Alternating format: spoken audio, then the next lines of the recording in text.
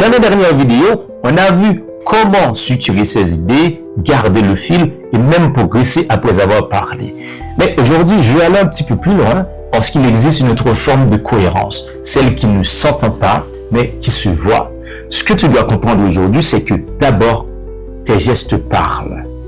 Autrement dit, ton corps fait déjà partie de ton discours. Quand tu veux convaincre, inspirer, rassurer, tes gestes transmettent des signaux puissants.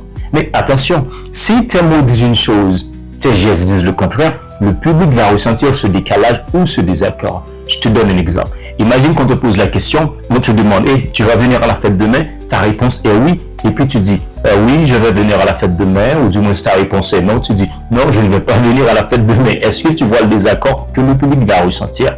Deuxièmement, ton regard crée le lien. Le regard, c'est ce fil invisible qui relie ton message à ton audience. Et même face à une caméra, imagine que tu parles déjà à une personne réelle. Parce que regarder avec sincérité, c'est déjà communiquer avec impact. Et enfin, ton attitude transmet ton intention.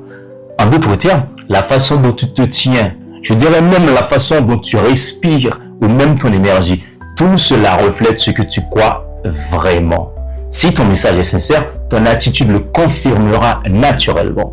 Être cohérent, ce n'est pas seulement bien parler, c'est être aligné entre tes mots, ton regard et ton attitude. C'est à ce moment-là que ton message va devenir percutant, inoubliable, mémorable. Et petit à petit, tu vas devenir la personne que l'on désire écouter. Tu vas devenir la personne que l'on aime écouter.